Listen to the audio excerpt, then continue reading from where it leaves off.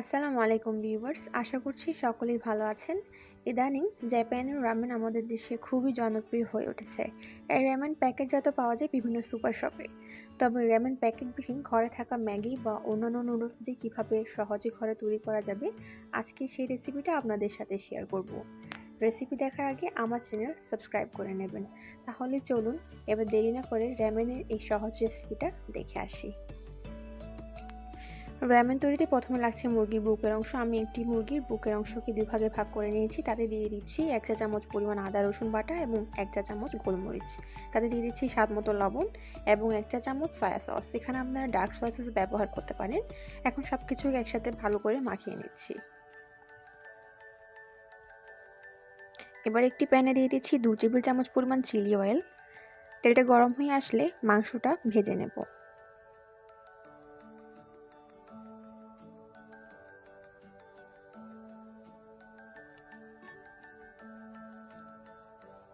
এবার মাংসটাকে এপাশ ওপাশ উল্টে মিডিয়াম আঁচে ভেজে নিব প্রায় 10 মিনিটের মতো।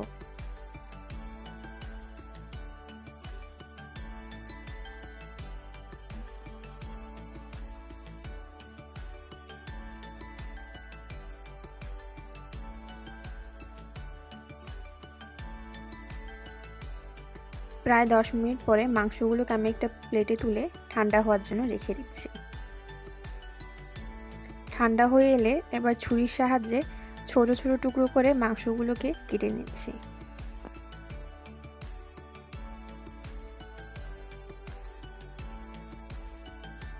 এবার রামেনের ব্রথ তৈরিতে একটি প্যানে আধা চা চামচ পরিমাণ রসুন কুচি এবং আধা চা চামচ আদা বাটা দিয়ে দিচ্ছি। 2 চা চামচ পেঁয়াজ কুচি দিয়ে হালকা ভেজে নিচ্ছি।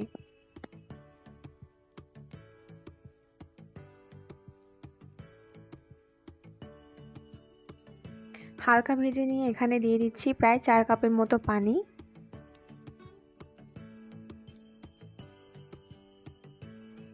এই পর্যায়ে দিয়ে দিচ্ছি 1 চা চামচ পরিমাণ চিলি ফ্লেক্স। আপনারা আপনাদের পছন্দের মতো ঝাল এখানে অ্যাড করে দেবেন। এবার ব্রথটাকে ফ্লেভারফুল করার জন্য ম্যাগির এক টুকরো চিকেন কিউব আমি এখানে ব্যবহার করছি। এটা ইজিলি যে কোনো সুপার শপে আপনারা পেয়ে যাবেন।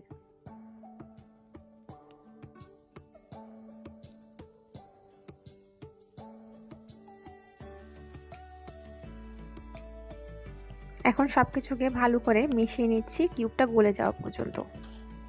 এই পর্যায়ে দিয়ে দিচ্ছি 1 টেবিল চামচ সয়া সস, 1 টেবিল চামচ চিলি সস, আধা টেবিল চামচ ওয়েস্টার সস। আপনারা ওয়েস্টার সস পরিবর্তে এখানে ফিশ সস এবং লাইট সয়া সসের পরিবর্তে এখানে ডার্ক সসও ব্যবহার করতে পারবেন। দিয়ে দিচ্ছি 1 টেবিল চামচের মতো লেবুর রস, আধা চা চামচ লবণ লাগছে। এখন সব কিছুকে একটু ভালো করে মিশিয়ে নিচ্ছি। দিয়ে দিচ্ছি 1 টেবিল চামচ পরিমাণ চিনি। চিনি রামেনের ব্রথের মধ্যে সুইট, সর এবং স্পাইসির যে ব্যালেন্সটা আছে তা ঠিক রাখবে। এই পর্যায়ে আমি এখানে দুটো ম্যাগি নুডলসের প্যাকেট দিয়ে দিচ্ছি। চাইলে অন্যান্য ব্র্যান্ডের নুডলস এখানে ব্যবহার করতে পারবেন, তবে আমি এক্ষেত্রে ম্যাগির যে নুডলসটা আছে সেটা ব্যবহার করছি। এখানে ম্যাগির যে মশলাটা পাওয়া যায় প্যাকেটের সাথে ওটা ব্যবহার করা যাবে না। আমি নুডলসটাকে 2 মিনিটের মতো সেদ্ধ করে নেব। চেষ্টা করবেন নুডলসটাকে 2 মিনিটের মতোই চুলায় রাখার জন্য, না হলে কিন্তু নুডলসটা নরম হয়ে যাবে। আর মশলা ব্যবহার না করার কারণ হচ্ছে ব্রথটা আগে থেকেই অনেক ফ্লেভারফুল। এবার আমি পাত্রে পরিমাণ মতো নুডলস নিয়ে নিচ্ছি। আপনারা চাইলে আপনাদের পছন্দ মতো টপিংস দিয়ে কিন্তু রামেনটাকে রেডি করে নিতে পারেন। এবার আমি পরিমাণ মতো নুডলস নিয়ে নিচ্ছি এবং নিয়ে নিচ্ছি পরিমাণ মতো ব্রথ।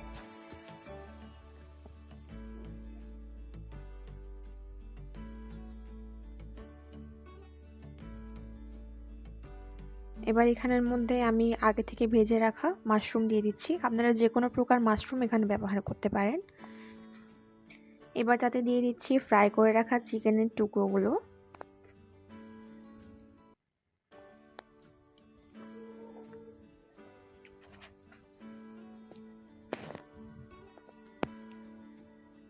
এবার দিয়ে দিচ্ছি আগে থেকে হালকা বয়েল করে রাখা গ্রিন ক্যাবেজ এবং আগে থেকে হালকা বয়েল করে রাখা গাজর।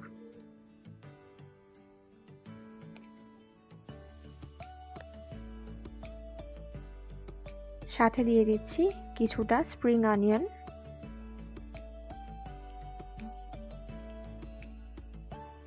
এবং হালকা সেদ্ধ করে রাখা দুটো ডিমের টুকরো।